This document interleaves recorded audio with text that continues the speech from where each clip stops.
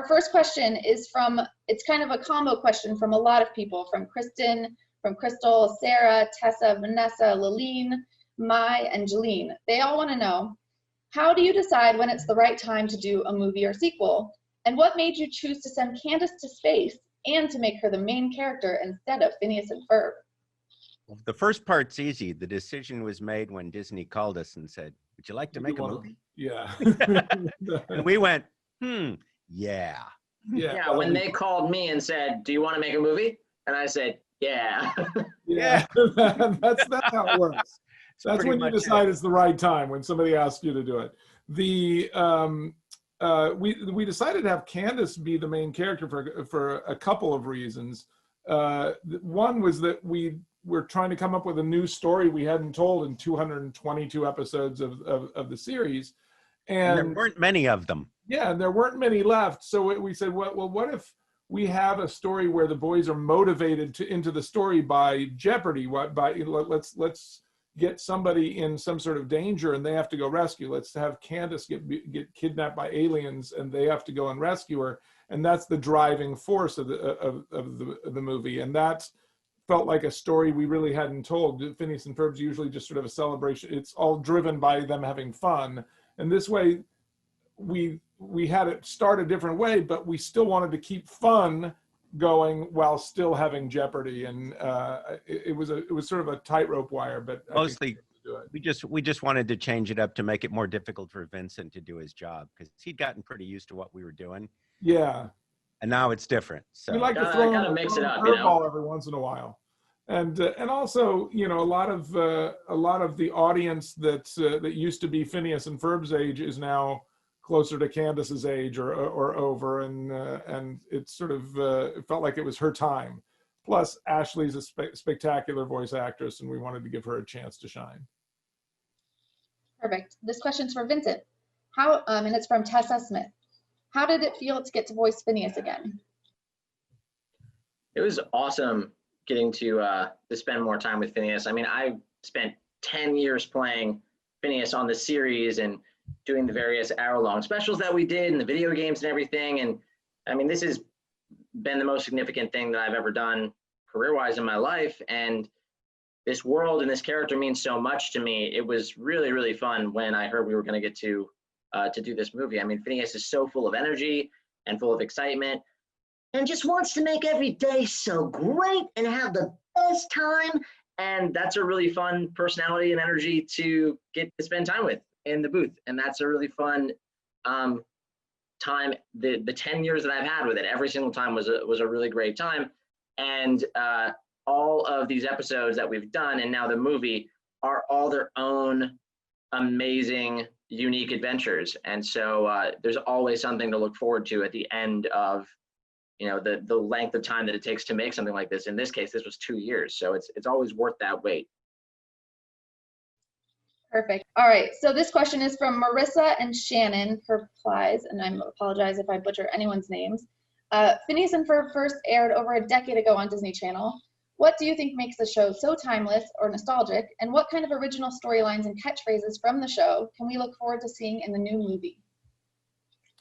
Well, I think that the reason that the show has sort of proved to be timeless is that it's just such the main thrust of the show is it's a celebration of creativity and imagination, and I think that those things never really go out of style. So I think that's what's kept it relevant all these years, is that it's celebrating sort of what is best about being a human being, I think.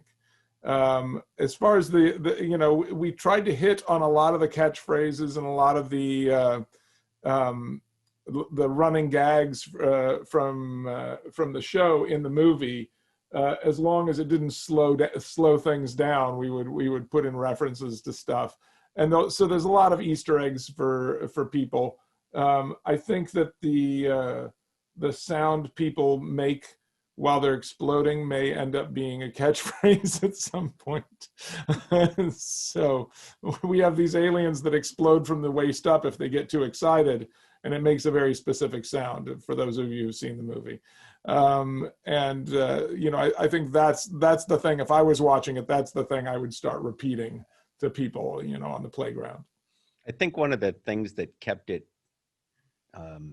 relevant for people for so long too is that it was absolutely family viewing. We never neglected the parents or the older people in the room, but we tried to do it without alienating the younger people. And we've always said, don't underestimate the intelligence of the kids. They're much smarter than you think. And I think that creates a show that they can watch over and over again, and they can watch with their whole family, and there's something in there for everyone.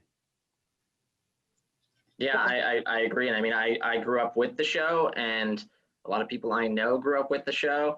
And so at the start of it, it would have been a gigantic surprise had anyone said, this would have been so important to a generation of people. But then working on it and seeing what, obviously Swampy and Dan have done, but let alone all of our writers with the music and with these stories and with the humor, it just makes me so happy. Even seeing a lot of the people here today, it's parents with their kids, and everyone's equally as excited about this experience. And that's what's always really amazing about Phineas and Ferb fans, is it's usually people of all ages. Great. So the next question is from Christy Mahies. Do parents and their children need to be familiar with the series or Phineas and Ferb, the movie Across the Second Dimension, in order to understand Phineas and Ferb, the movie, Candace Against the Universe? Well, I can highly suggest that you watch the entire series, have a big giant stream of everything first, because you'll get some bonuses, but it's not required. Yes, we made sure that the movie could be a starting point for people who had never seen the series, because there's a whole generation of kids growing up now who are the right age for this show that didn't grow up with this show on TV all the time. So we wanted to make sure that it was a good entry point. We didn't although kids who weren't born yet, it's sort of like a baby Mozart thing. Is like when people are going to have kids, they play Phineas and Ferb music. Apparently makes them smarter as they. Yes, exactly. Yeah, we can definitely advise watching and listening to Phineas and Ferb. Yes. Yeah. Early. There's a study that was done at the University of Dan and Swampy about that. University of Danville. Yeah.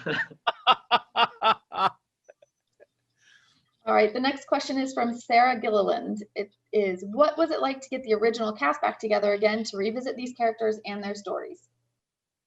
It was like going back for a reunion. It's all these people that we spent 10 years with, and then we see them periodically. A lot of them, but it was great to just get back together and do the thing that we used to do together. It's been just a joy. Every time we have somebody new come into the studio, there's like, oh, hey, Bobby's back, or Ashley's back. It was just so much fun. It was a great time. It wasn't so exciting to see Vincent again because we're friends with him.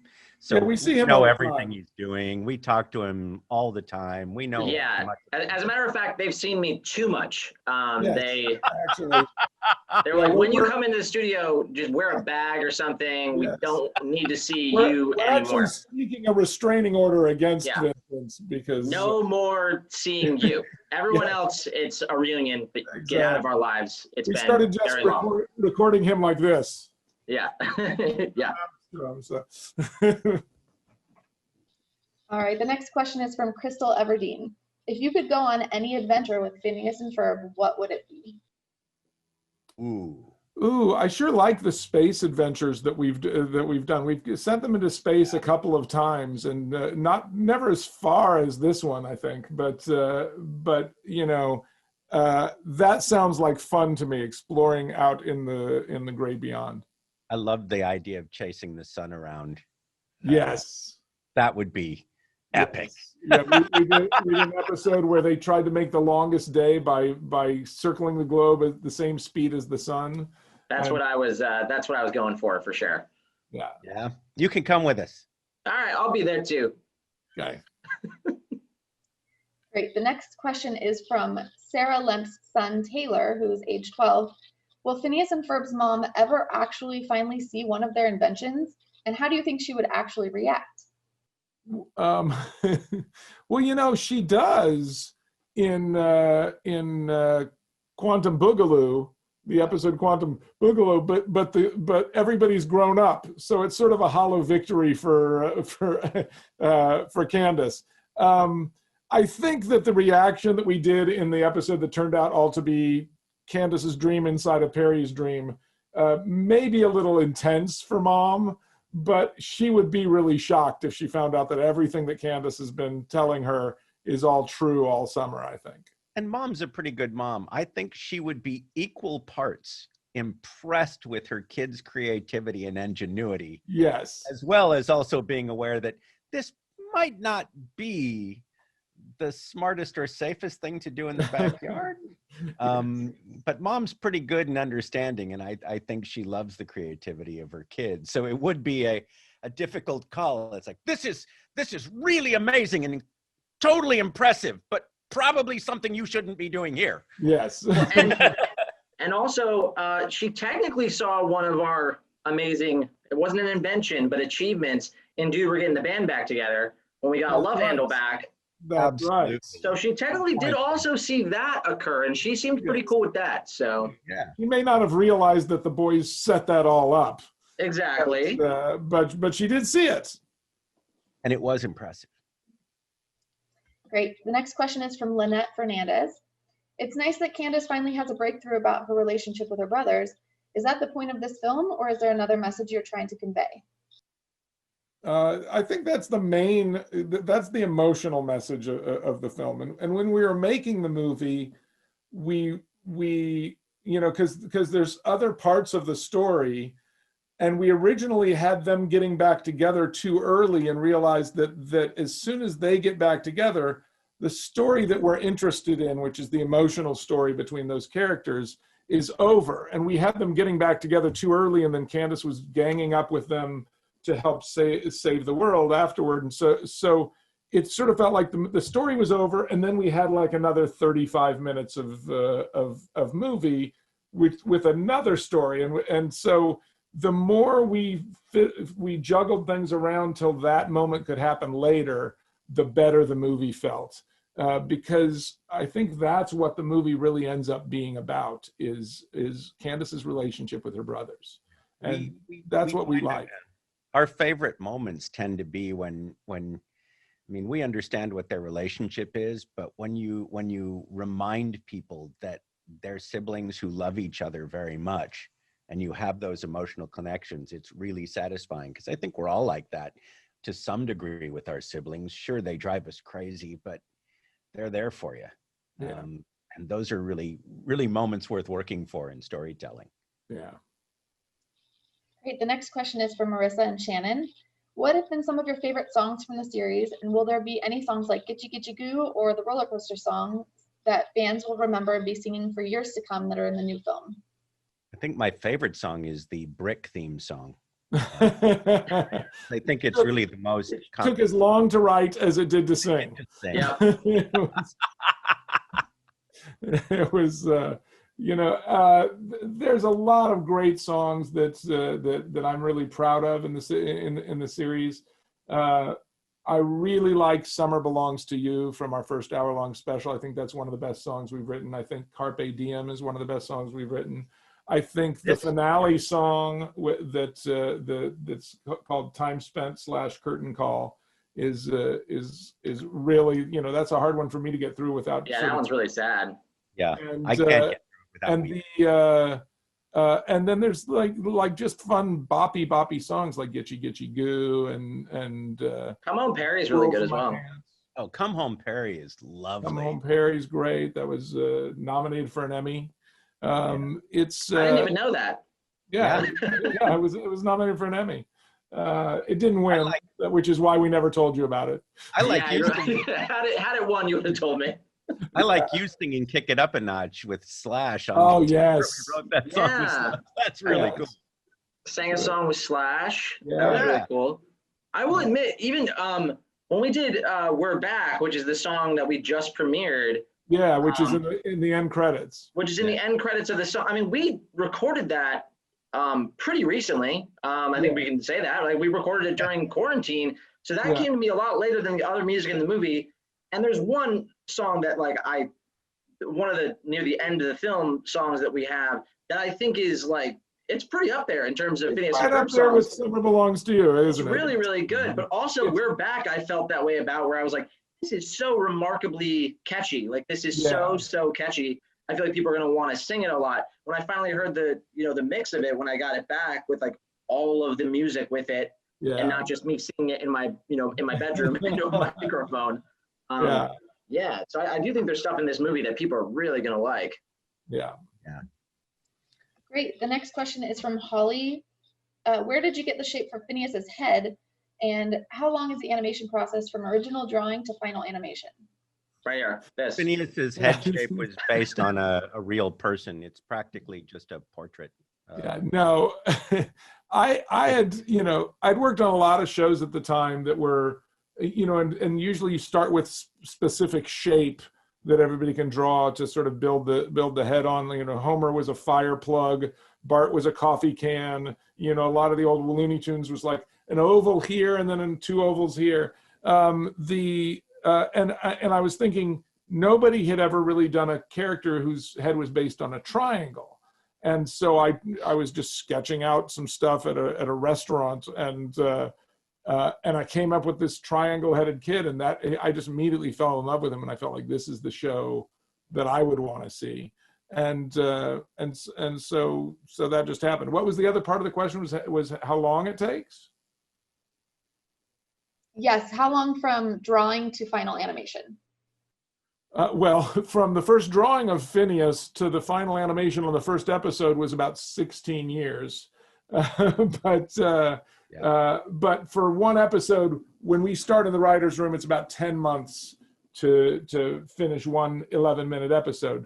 And that's just because it takes me so many times to get it the way they like it. Yeah, that's a lot of takes. It's that's just Swampy's like, again. Yes, You went right this time, Vincent. Yeah, exactly. Again. You want a break? You want a break? Breaks are for winners. And you have a break in 10 months when you get it right. Yes, exactly. No, it's like there's a lot to be done in an animated show. So it's 10 months for an 11-minute episode. The movie actually took us 2.5 years.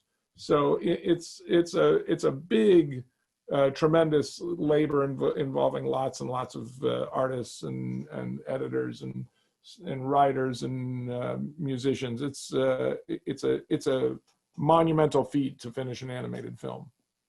Yeah. Great. Next question is from Tanya. What Easter eggs can fans keep an eye out for in this new movie? Oh, I made a list at one point for somebody of all the Easter eggs in the movie, and there was a whole bunch of references. We tried to put as much in as we could, as long as it didn't slow down the story at all. There's references from the very first musical number. There's some backing vocalists that people will remember from a specific episode or actually from two episodes of the series. There's callbacks to things that work. We always try to say, as long as it works by itself, that's fine. As long as you don't have to have seen these episodes to enjoy this movie, that's fine. But we tried to fill it with as many Easter eggs as we could for the real fans. Great. The next question is from Tessa Smith. What's your favorite invention that Phineas and Ferb have made over the years? That's a tough one. I still go back to the roller coaster because that was sort of the most pure, what would a 9-year-old boy make if he was unhampered by budget or schedule or, reality. That was the first thing that Dan and I both, when we were brainstorming, thought, what would you do? It's like, oh yeah, build a roller coaster in the backyard. Absolutely. And I've now seen on TikTok, I've now seen 3 different roller coasters, 2 in the United States, one in I think it's either Brazil or Argentina or something like that, where they've hit me on their TikTok, and they're building an actual roller coaster in their backyard and theming it around Perry the Platypus. And that, to me, that just sort of makes my life when I see people doing that, and taking the time to make something that actually works and having their friends ride it and stuff like that. It's like, well, that's legacy. That's the fact that these 20-year-olds are now, going to the trouble of doing the engineering and everything to make a roller coaster that goes, that has a big drop and then, like goes up a tree at the end so that it slides back down, and one of them had hydraulics that sent it off on its way. It's like, it's really spectacular. I don't know how these kids learn to do this, but it's spectacular. Go them. All right, the next question is from Vanessa Diaz. What is the message that you hope kids will take away from seeing this film? Go to space. No. You should definitely go to space if you can. Yeah. Yeah, I think the message is really that to appreciate what it is you have, and appreciate the people around you that love you, even if they're getting on your nerves. I think it's if you're gonna coalesce it into an actual message, I think that would be it. Great. The next question is from Crystal Everdeen. Will Phineas and Ferb ever discover Perry's secret identity? And if so, how would they react? Well, we actually did the movie we did for the channel, our Disney once, yeah. movie. We actually explored that, and then we of course had to erase their memory because we couldn't break the series. But Phineas was a little ticked off at first because he felt like, wait a minute, I thought we had this pet, human relationship. Wait, were you ever our pet, or were we just a cover for you? He was really sort of angered by it. It was one of the first times that I was really upset in the series. Yeah, I yeah. was really, angry and One sad. of the rare times. Yes, and I remember him yelling at Perry. It's like, really, this is it? Is anybody else here have a bizarre double life that they're hiding from me? And Ferb slowly put his hand up behind him, and Phineas, without even turning around, said, "Put your hand down, Ferb." All right, our next question is from Tanya. Candace Against the Universe felt very sentimental. What are some of the best memories you have creating this film? There were just the fact that Swampy and I finally got to make our show together.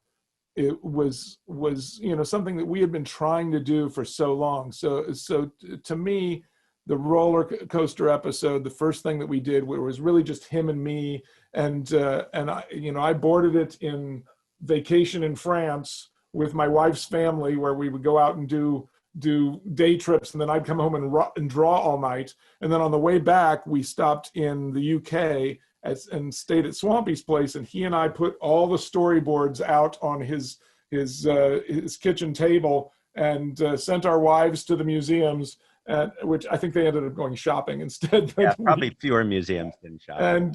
And we just like punched up all the gags, and we're putting Post-its here, and if we do this, if we move this to here.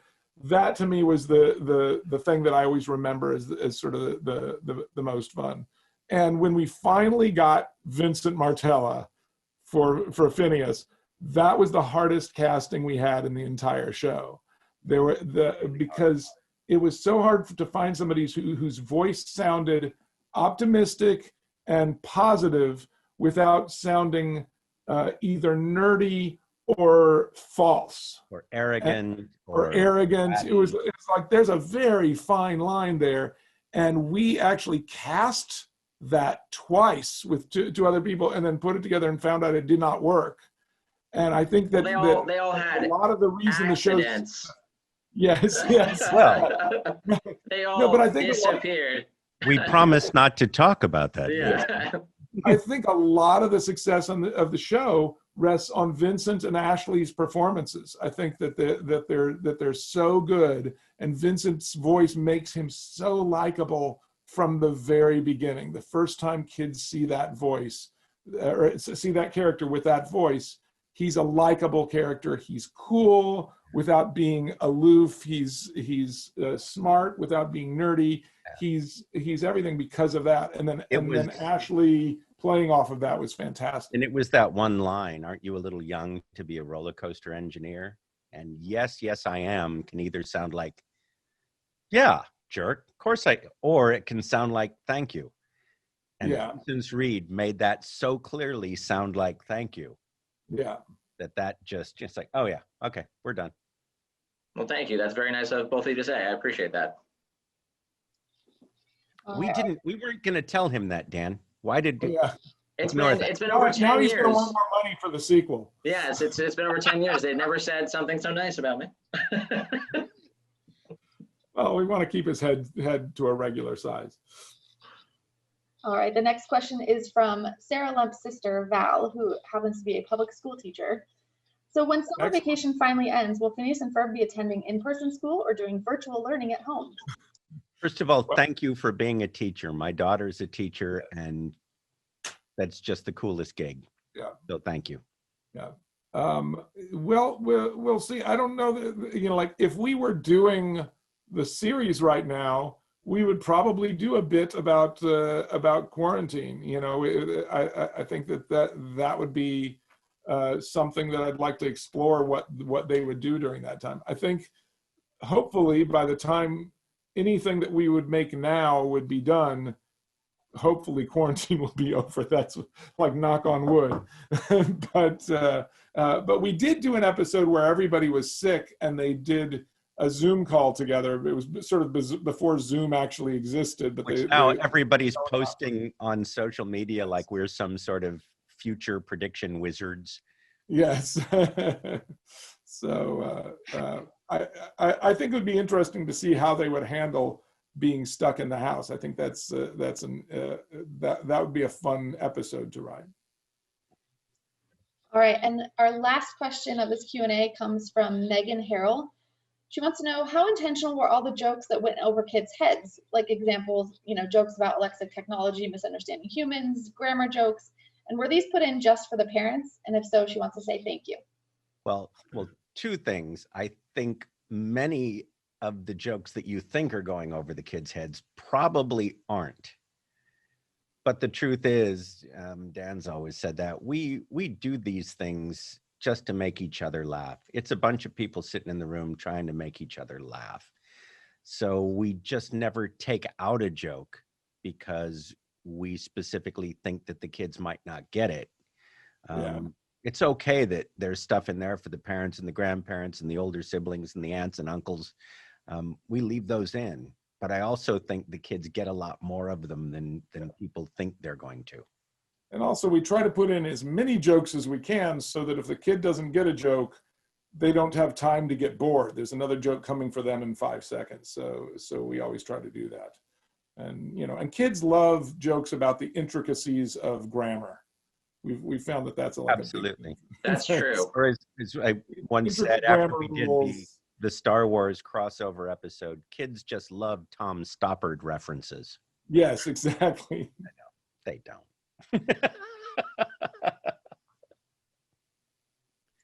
All right, so that was our final question, but I just want to remind all the bloggers that Phineas and Ferb, the movie Candace Against the Universe, is streaming this Friday on Disney+. And Dan and Swampy, I'm going to let you, and Vincent, I'm going to let you guys just say goodbye and, whatever else you want to say to wrap it up. So.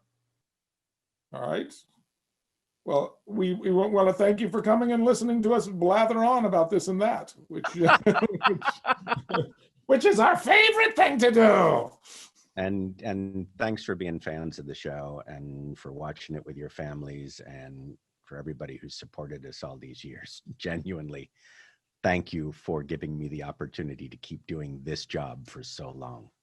Yeah, thank you guys for spending summer with us. This has been really, really fun. It's been a lot of time and love has been put into the show. So I hope everyone loves the movie, and thank you for letting us keep making you guys laugh.